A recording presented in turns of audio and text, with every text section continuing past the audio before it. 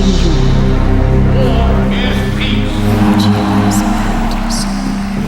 Double think, comrade, double think. For freedom is slavery. The thought police, comrade. Welcome to the Ministry of Love.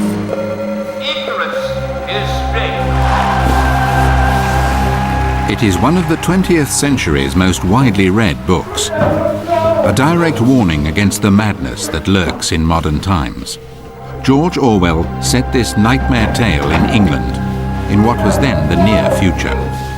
It was a Cold War novel, and yet today, years after the Iron Curtain has come down, it continues to warn against a serious flaw in human nature, the lust for total power and control. Written in the late 1940s, this historic book was given a short, memorable title.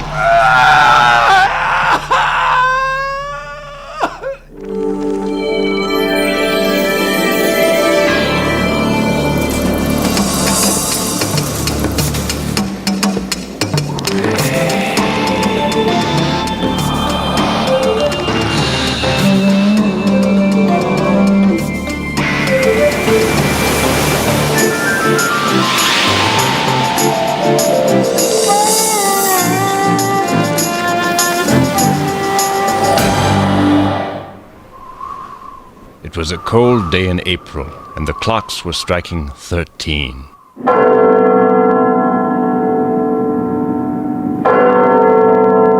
George Orwell's novel 1984 begins with clocks tolling 13 times. This record was an astounding 22% more. 1300 hours, the precise, efficient 24-hour clock, the time of the police and of the military. 57 million metric tons.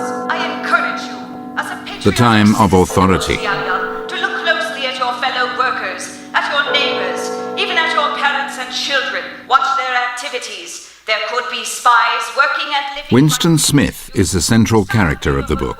Depressed, in poor health and trapped, he is the ultimate anti-hero. Big Brother is watching you. You should be watching them. Hundreds of powerful explosions. He is a minor member in the outer ring of the inner party, known as Ingsoc. This was Orwell's satirical jab at the English socialists, a major left-wing political party in Britain at the time of the Second World War. The year of 1984 was still a quarter of a century away when Orwell began writing the book, shortly after the end of the war. Good news from the Malabar front. Eurasian soldiers have been... In the future world of the book, society had been divided into three great superpowers. England and the United States had become a totalitarian society called Oceania. The USSR was a dictatorship called Eurasia, and China and its allies were known as Eastasia. The three superpowers waged endless wars. For the last 3 weeks, more than...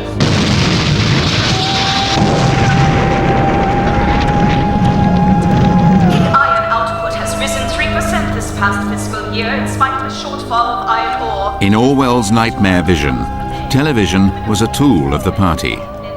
Developed as two-way devices, telescreens blared propaganda, while built-in cameras spied on people around the clock. They wanted to catch them with bad thoughts, a criminal activity called thought crime.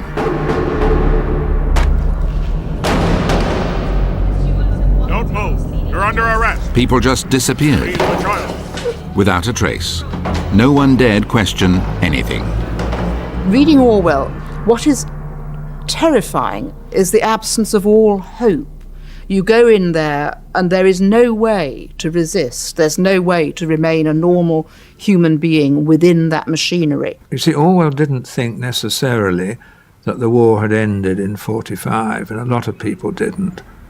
Would the Soviets stay at the accidental military line where they ended? I think people who now go back and say, well, Orwell was a Cold War warrior, and his hatred of communism was out of proportion, I think they just lack any historical perspective.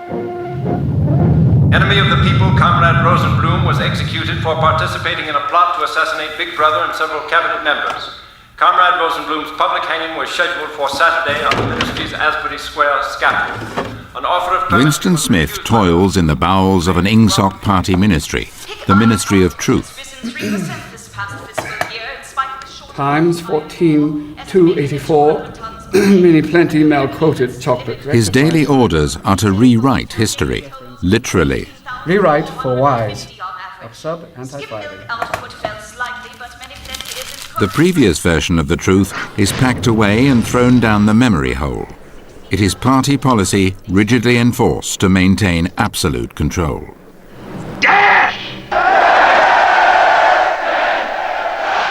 In the totalitarian society Orwell describes, there are the elite party members and the proletariat. The party ignores the proles and feeds them poor food, poor alcohol, and poor books. The books are so bad that Orwell describes them as being written by machines.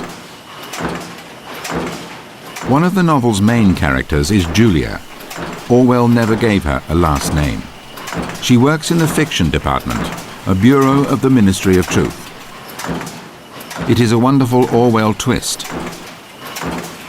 Julia isn't a writer, she is a mechanic, maintaining the clanking machines that automatically write pornographic fiction. He was satirising the meanness and beastliness of man, not just political systems, but of man himself. And the picture that you get is of an extreme picture of human behaviour. In 1984, those who control the past, ran the party slogan, control the future. And those who control the present, control the past. For the citizens of Oceania, Ingsoc controlled everything.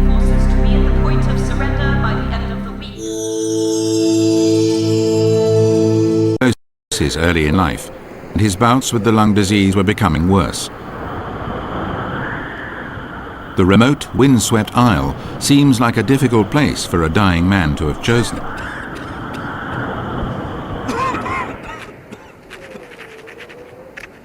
As a result of his poor health, Orwell, usually a quick and prolific writer, spent almost 3 years writing 1984.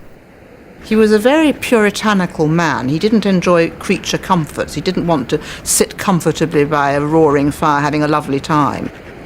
Also, he was so far from hospital when he was in such poor health.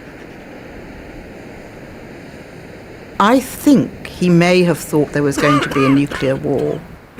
I mean, I think Jura would have been a very safe place had there been a direct hit on London. Jura is a much harsher landscape, and most of it is mountainous. It's what the Scots call a crofting country, very, very small farms indeed.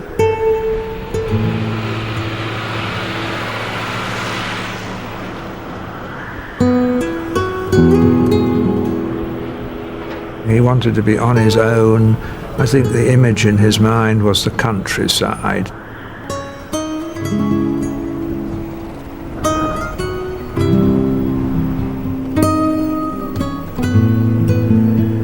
It was a place where he could be immune from the interruptions of London and could be left to himself to write. A lot of writers, after all, think of this, but they usually choose the south of France with good train connections.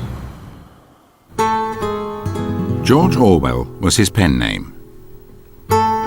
He was born Eric Arthur Blair in Bengal, India, in 1903.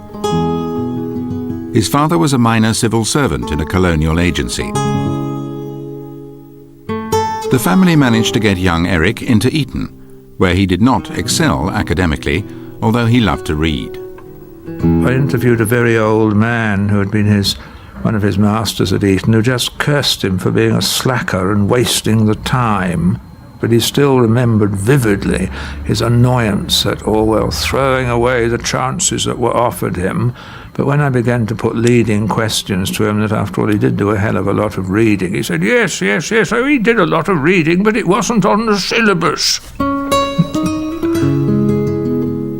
In the 1920s and 30s, Orwell developed his writing as a journalist and political essayist. One of his first books was about the devastated lives of the poor in Paris and in London. He had decided not to publish under his real name, Eric Blair. Instead, he chose to call himself George Orwell. But of course, if you fail with a first book as a young man or young woman, then you can start off with another name or go back to your real name. As an economic depression spread across the globe in the 1930s and old hatreds flared into wars, Orwell had much to observe and write about. It was a terrible time in world history.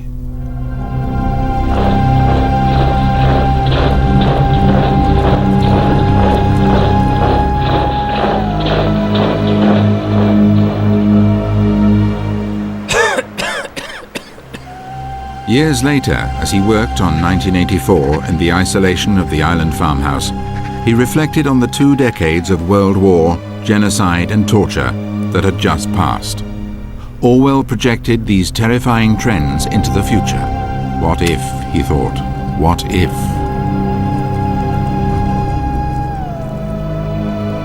What if a tyrant were to take the idea of a minute of silence, common on national memorial days, and turn it on its head?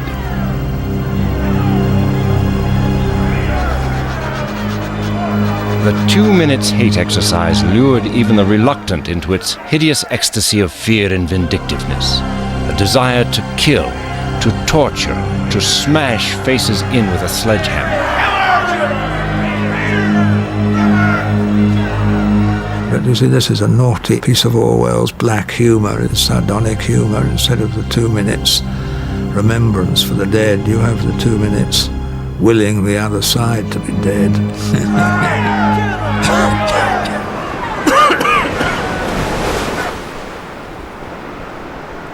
Orwell had lived through an era when Hitler and Stalin often whipped up national hysteria to rid themselves of political enemies. To satirize the tyrants, he had created the ultimate enemy of Big Brother. Goldstein was the target for the rage of Oceania's citizens. Goldstein was a thinly disguised reference to Trotsky, Stalin's political rival, who was eventually assassinated.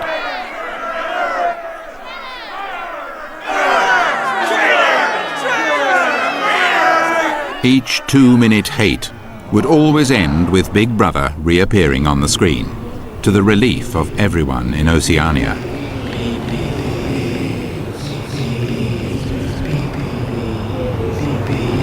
The hates were Orwellian satire aimed at political leaders who dream of total control over the minds of each and every citizen.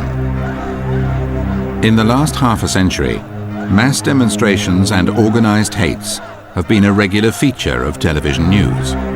But television itself has also become an instrument for manipulating hatred.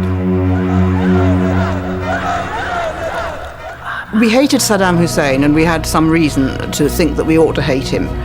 Then we hated Osama bin Laden. We don't know what he's done, really, but we hate him, and our hate is kept going. We used to hate Gaddafi, but we've sort of stopped hating Gaddafi because things in Libya have calmed down a bit. But undoubtedly, over the next year or two, there will be other hate people set up for us. And of course, it's true that we all long to hate. There's something in us that likes to hate, and Orwell was very, very perceptive about that. 1984 was published at the beginning of the Cold War, a period of intense hatred and fear, and the book was quickly taken up as an ideological weapon by the West against the East. The irony is that George Orwell's politics were decidedly left-wing. Later he argued that he had written the book in outrage, a blast against totalitarianism anywhere, in the West as well as in the Soviet Union. But there is no doubt Orwell held a seething hatred for Stalin. A decade before he began to write 1984, he had experienced the terror of totalitarian power during the Civil War in Spain.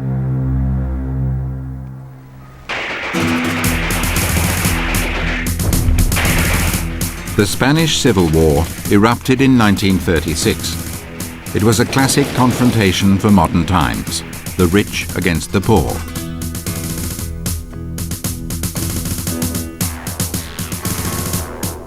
Fascists against communists.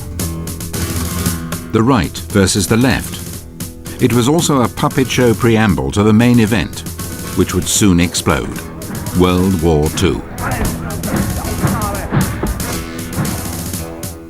Orwell quickly obtained journalist credentials, and with his bride Eileen, headed for Barcelona. He wanted to be more than just a war correspondent. He's supposed to have told his publisher when he asked him why he was going, well, someone's got to kill fascists. I mean, he's much more like an early American Republican. You know, if you feel there's injustice, you unsling your gun from the cottage or farmstead door and you go out and join the militia. And he did just that, joining up with a workers' militia called the POUM, the POUM. He knew the Pumistas were fighting the right-wing fascists, but he knew little about the political complexities of the Spanish left. There was vicious infighting between some of the workers' groups and the communist forces, supported by the Russian Communist Party. Orwell was soon caught up in more than one war. And this is, I think, the hardest thing for non-Spaniards to understand. Especially in America, we associate the communists with a revolutionary line. And here in Spain, the communists were actually against the revolution. And that's what I think is very confusing for us to understand. But I think in this case, the communists in Spain were following the foreign policy concerns of the Soviet Union and Stalin rather than the concerns of the workers within Spain. Stalin was concerned that a victory for the workers in Spain would alarm Western nations. He wanted total power over where and when workers would revolt against their bosses. Orwell was outraged at the Russians' betrayal.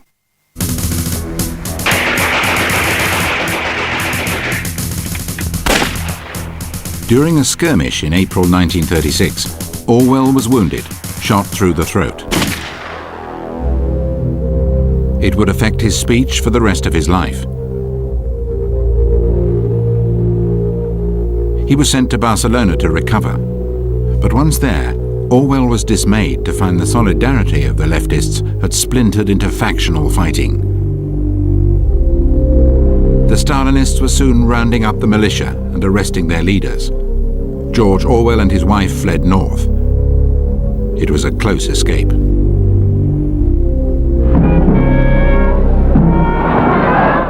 By the spring of 1939, the fascists had won. It was a devastating defeat for the left, and Orwell was convinced that Stalin's divisive campaign of deceit and terror was responsible for the victory of the fascist General Franco.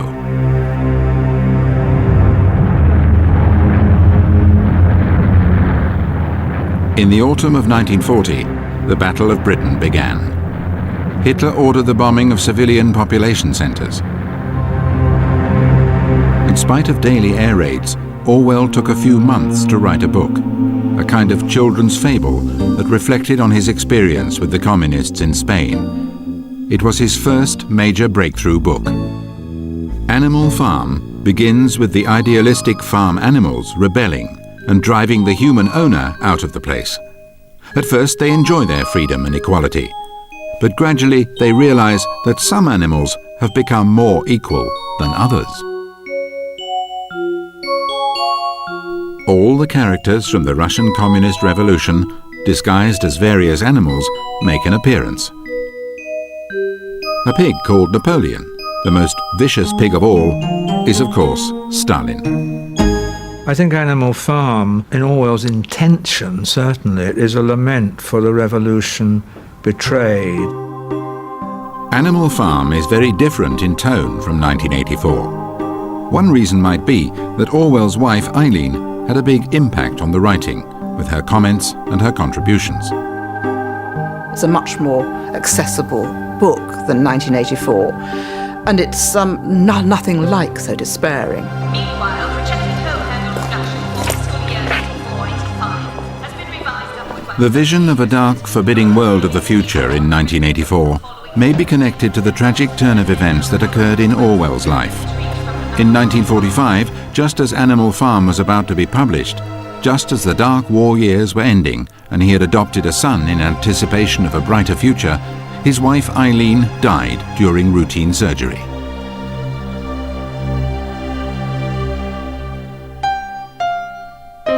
It was completely unexpected.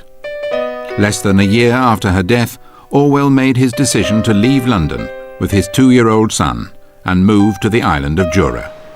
He immediately began work on 1984. This was his last book. He was dying when he wrote it. And I think the combination of despair about Europe, despair about the political future, and despair about his own survival do make this one of the most terrifying books one has ever read. Steamer! Dead overhead! Get down! Get down!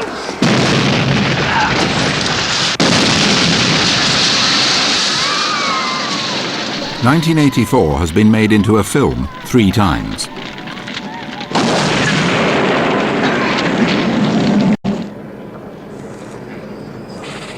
In the most recent version, John Hurt is Winston Smith.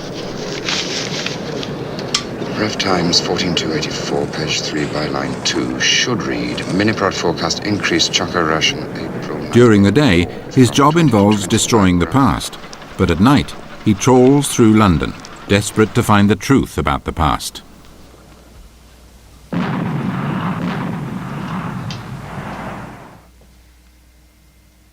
Can I help you? What's this? Oh, it's a beautiful thing. It's over 100 years old. Cost you $4. Oranges and lemons. Say the bells of St. Clemens. What was that? Something old. Orwell idealized what was simple and pure. On Jura, Orwell noticed the birds. He noticed every little flower and bird. And maybe there was some little thing of hope in the very bleakness of the landscape that spoke to him. I think if you're in a very bleak place and the first primrose comes or the first swallow flies in, it means so much to you.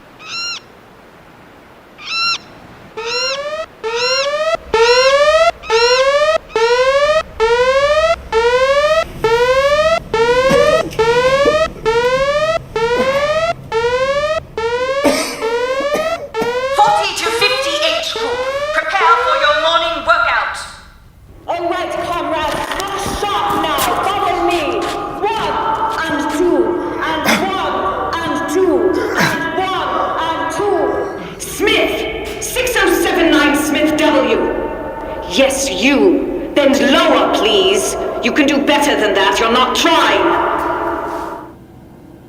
Lower, please.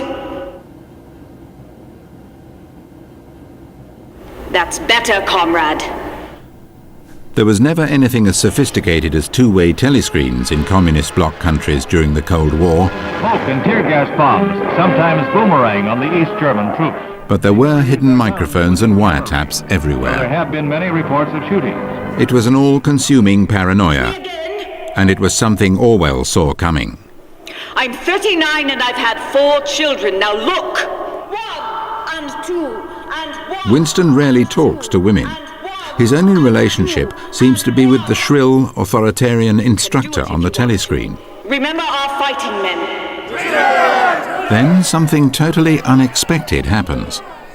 Winston has noticed that Julia, the girl from the fiction department, has been sneaking glances at him. He assumes that she is with the thought police. She stages a clumsy fall and manages to slip him a note. It's the start of a clandestine and dangerous love affair.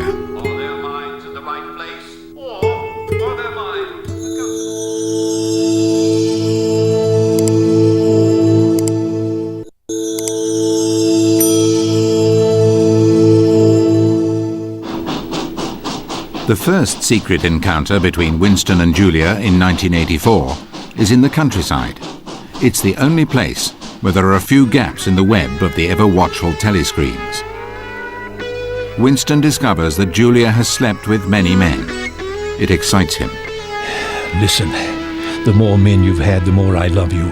I hate purity, I hate goodness. I don't want any virtue to exist anywhere. I want everyone to be corrupt to the bones. Well then, I ought to suit you, dear.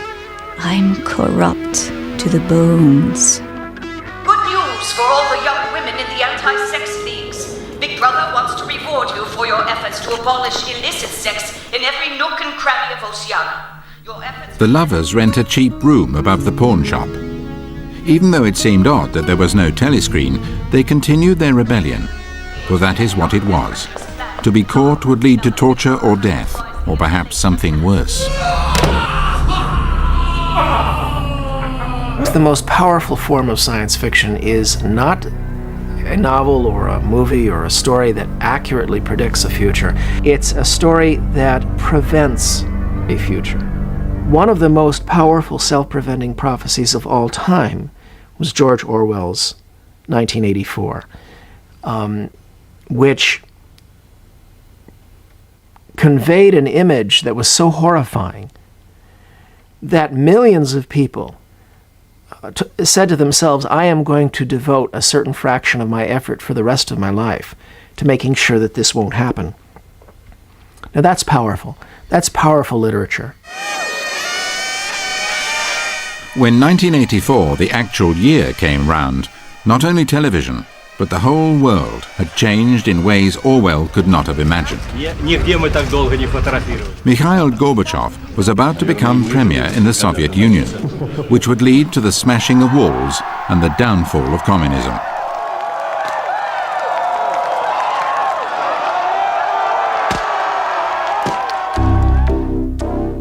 (1984) was also the year that a little-known Pentagon computer network was reorganized to create a separate civilian university network. It would soon become known as the Internet.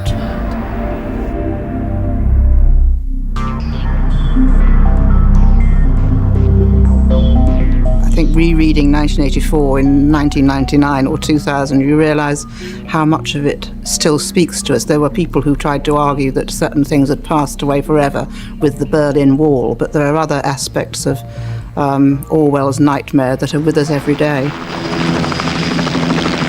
The loss of privacy was a central theme in 1984, a theme that has become a reality today.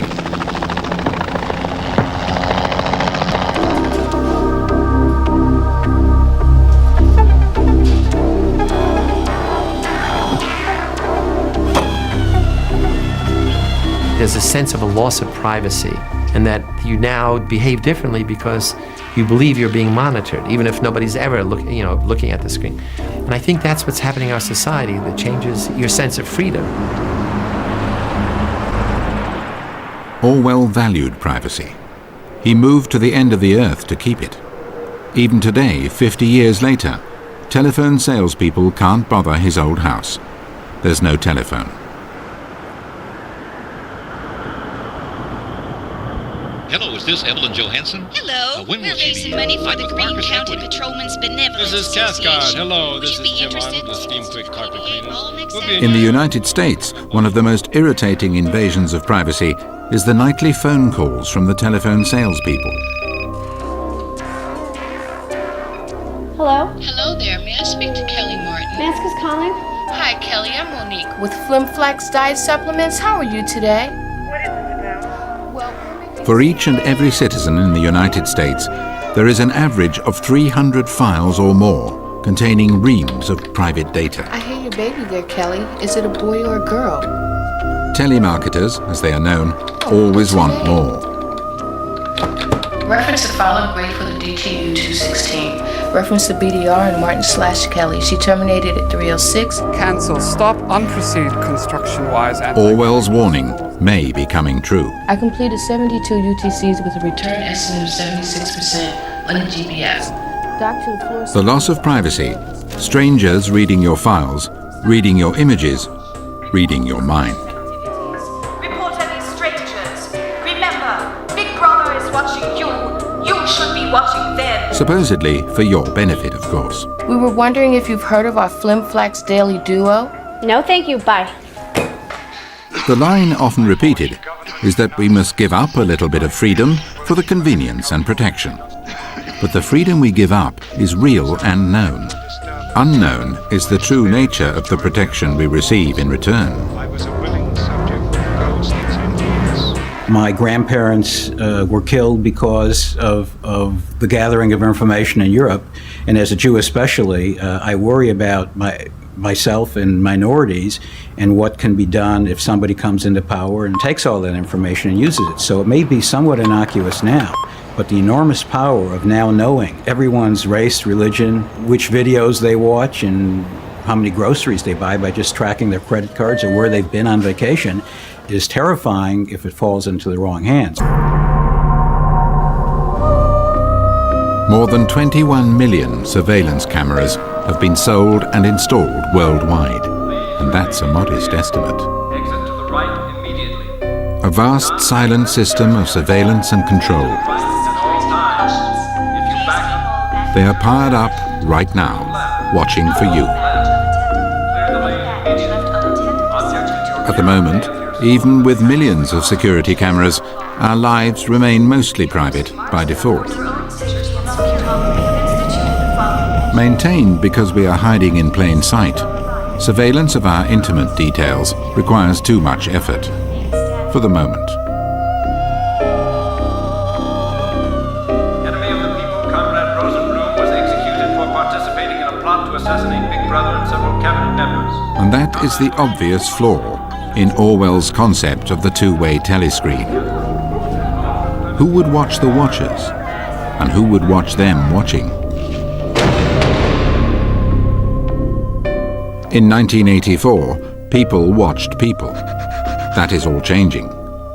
Computers are already able to recognize faces in a primitive way. A personal computer has the equivalent brain power of, at best, a mouse. But the silicon circuits become brighter and brainier by the day. By 2020, $1,000 of computation will be equal to the computational capacity of the human brain, which I estimate at about 100 billion neurons. By 2030, $1 of computation will equal the computing capacity of the human brain. Now that's a necessary but not sufficient condition to create computers or non-biological intelligence equal to human intelligence. Please remain in your vehicle. Exit to the right. Who will be watching the watchers? Watching the watchers watch us. To the right at all times. If you back up, Quite possibly, non-biological intelligence. look left. Clear the lane immediately. Objects in your Presumably, a biological mind, human, will remain in control of the central processing. Presumably. But is that good news? I think what Orwell made us aware of is how easy it is, to transform a whole culture, a whole nation. You can take good people, the best, the brightest, the people with the best values, the most normal, the most healthy, and transform them into fascists, into totalitarian-minded individuals or mindless individuals, into Orwellian clogs of the state. In 1971, at Stanford University, Philip Zimbardo learned just how quickly human values can shift during an experiment he had organized in the Department of Psychology. College students, recruited through newspaper ads, were divided up at random into groups of prisoners and guards. The experiment called for those designated prisoners to actually be rounded up and jailed. Zimbardo was shocked when the experiment turned truly Orwellian. You smile to an athlete. You get down here and do 10 push-ups. 2, 3, 4. Within 2 days, they were hitting them with the clubs, they were cursing them, they were physically abusing them. The boys, college students who were playing the role of guards had become prison guards. Were telling me these guys are dangerous, they have to be kept in chains, they have to be put in solitary confinement all night. Get in that traffic then. I mean, just total loss of reality in the most Orwellian sense. Prisoner 819 did a bad thing. The study was supposed to run for 2 weeks. I had to end it in 6 days because it was totally out of control. Smoking is a privilege. Smoking is a privilege. The guards in Zimbardo's experiment had become infatuated with power. Now, there's a couple ways that we can do this. Orwell was deeply concerned about this flaw in human nature. It was his central theme in 1984.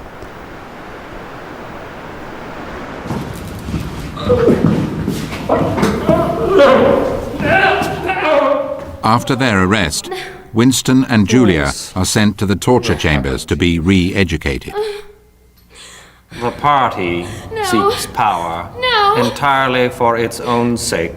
We are not interested in the good of others. We are interested solely in power. Not wealth or luxury or long life or happiness, only power. Pure power. What pure power means, you will understand presently.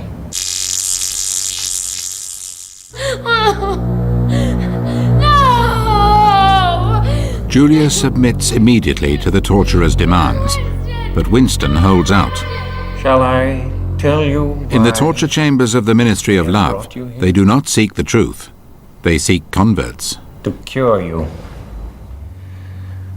Will you understand, Winston, that no one whom we bring to this place ever leaves our hands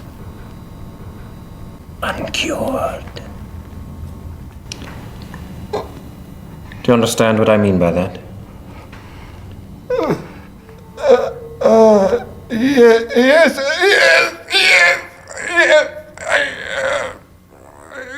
No. I don't know. Julia! Get up. The final chapters in 1984 have become a permanent part of our cultural memory. Stand up straighter. In the movie, Richard Burton, in his last screen role before he died, played O'Brien, the inner party chief. Tell me, Winston, and remember, no lies. What are your true feelings towards Big Brother? I hate him. You must love him. It's not enough to obey him. You must love him. Room 101. He orders Winston to the subterranean room 101 in the Ministry of Love, where individual tortures are custom-made to present each victim with his greatest fear. For Winston, it was rats. I press the first lever, and the rats move into the front compartment. I press the second, and the door of the cage will slide up. What do you want?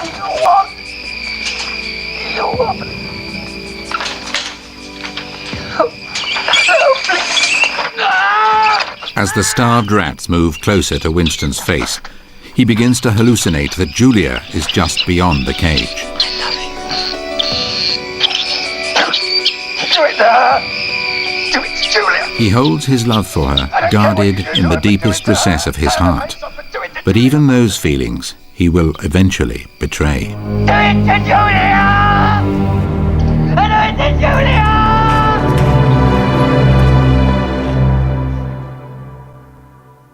Beastly. According to his mother, Orwell's first word was beastly, which is unusual language for a 2-year-old. Towards the end of his life, Orwell became increasingly concerned that the English language was being treated in a beastly manner. Items 1, 5, 7 ref, full wise. In the book, some of Orwell's blackest humour is aimed at what he thought to be the debasement of language. From mindless clichés and deceptive euphemisms to acronyms that dehumanize and intimidate. Full wise up file rectify ref 4/6/84 unperson double ungood uncron. Double plus ungood. Reference to BDR and Martin/Kelly. She terminated at 3:06 but wanted a TTC on the... Every year, fewer and fewer words, and the range of consciousness always a little smaller. The whole climate of thought will be different. In fact, there will be no thought as we understand it now. Orthodoxy means not thinking, not needing to think. Orthodoxy is unconsciousness. Orwell's disgust with the decline of language and literature was a constant theme in 1984. In the Ministry of Truth, mechanical authoring machines automatically churned out cheap pornographic fiction.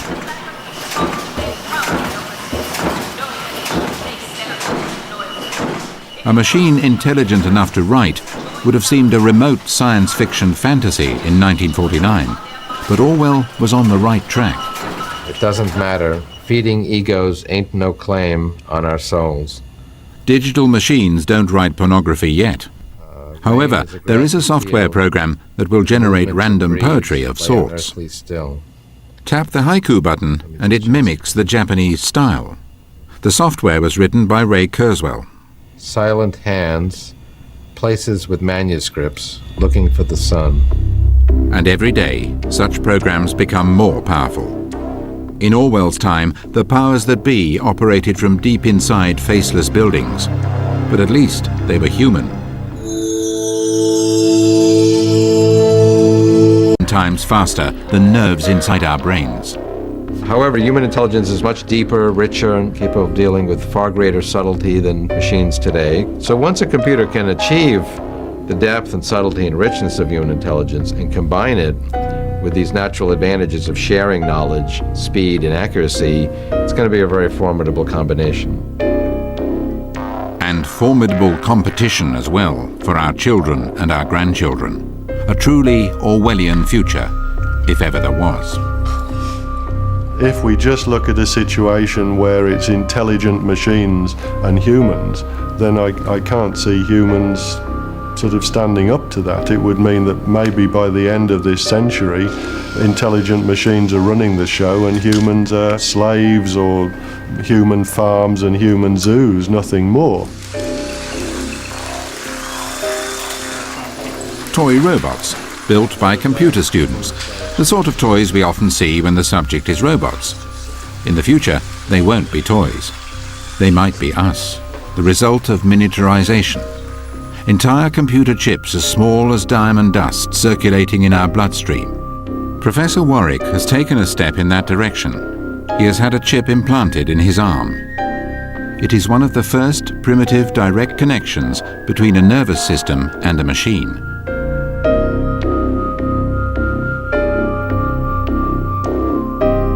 Later, his wife, Irena, will have a chip slipped under her skin.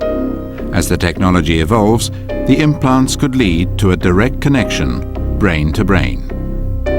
So it's looking at the electronic signals that our thoughts being transferred between people, a bit like telepathy, but for real, technically. Or will the brain not be able to cope? We simply don't know. We simply may not want to know. Party members honor the glorious Ingsoc. The idea of humans hardwired into a vast network fits the sort of bleak future that Orwell seemed particularly concerned about when writing 1984. Perhaps Orwell was right in a roundabout way, and that's what we will end up with. The humans that are connected won't just be connected human to one intelligent machine as a standalone, will be a human connected into a network. They will be able to harness the power of that network, but the network will be able to control perhaps the power of the human. Big brother of a human nature is now big brother of an internet nature. Issued a major report that anticipated pork belly totals will exceed all expectations this coming fall. After the final terror in Room 101, Winston Smith is released. He has been hollowed out. He gazed up at the enormous face. Oh, cruel, needless misunderstanding. But it was all right. Everything was all right. The struggle was finished. He had won the victory over himself. He loved Big Brother.